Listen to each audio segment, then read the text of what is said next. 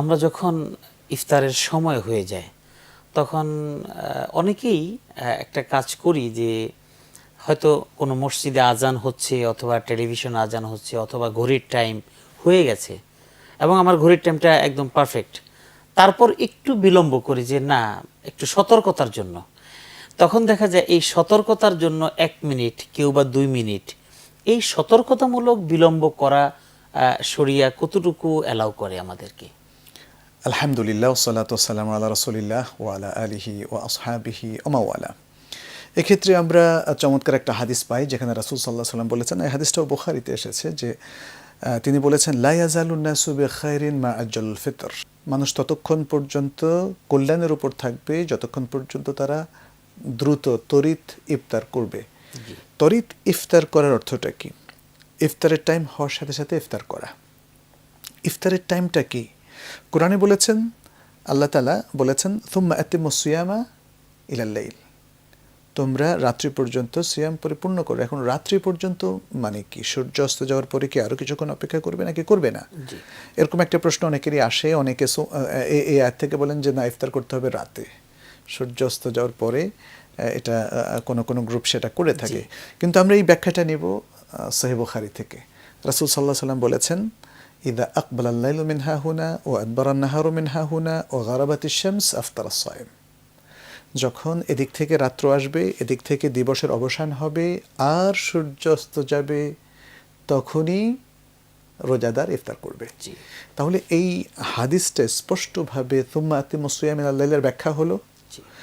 আর যে হাদিস একটু আগে শুরুতে যেটা বললাম, মানুষ দ্রুত ইফতার করলে সে কল্যাণের উপর থাকবে, তারও ব্যাখ্যা হয়ে গেল। একটা হাদিসের ব্যাখ্যা হয়ে গেল, কোরআনের আয়াতের ব্যাখ্যা হয়ে গেল।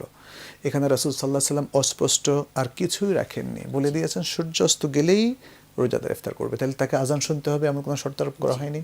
কারণ আজান তো কেউ ভুলে তাড়াতাড়িও যেমন দিতে পারে, আবার অনেক সময় দেরিতেও দেয়। অনেকে ভাবে যে না, আমি আগে ইফতার করে নেই তারপর আজান দেব।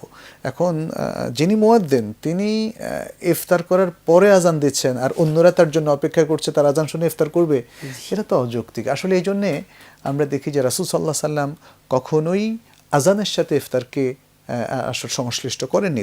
ঠিক তেমনি কোরআনেও আল্লাহ তাআলা আযানের সাথে ইফতারকে আপনার সংশ্লিষ্ট করেননি।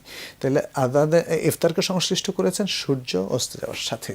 অতএব সূর্য অস্ত যাওয়ার সাথে সাথে ইফতার করা, এটাই হচ্ছে সুন্নাহর নির্দেশ। জি, ধন্যবাদ। আরেকটি বিষয়টার সাথে আর কি, যে ইফতার আমি যখন করব তো হঠাৎ করে দেখা গেল আমি ইফতার শুরু করতে নিলাম, এক ঢোক পানি খেয়ে ফেললাম, হয়তো বুঝলাম যে না আমার সময় এখনো 1-2 মিনিট বাকি আছে, মানে এটা সত্যি, তখন সেক্ষেত্রে কি করার আছে? ভুলে যদি কেউ পানি পান করে ফেলে অথবা কোনো জিনিস খেয়ে ফেলে, ভুলটা দুরকম হতে পারে। এক, তিনি যে সিয়াম রেখেছেন এটাই ভুলে গেছেন, তাহলে এ সম্পর্কে বুখারীর হাদিস বলছে যে আল্লাহ তাকে খাইয়েছেন, আল্লাহ তাকে পান করিয়েছেন।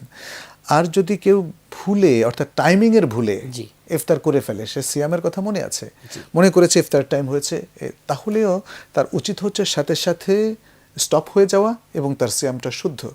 কারণ এর দলিল কি? এর দলিল হচ্ছে রাসূল সাল্লাল্লাহু আলাইহি ওয়াসাল্লাম বলেছেন, ইন্নাল্লাহা তাজাওয়াজা লিউম্মতি আনিল খাতাই ওয়ান নিসয়ান ওয়া মাসতাকরুহু আলাই। আল্লাহ তাআলা আমার উম্মত যখন কোনো ভুল করে কিছু করে ফেলে অথবা মন থেকে ভুলে যায় অথবা বাধ্য হয়ে কিছু করে, তখন আল্লাহ তাআলা তার সেই পাপগুলোকে মাফ করে দিয়েছে।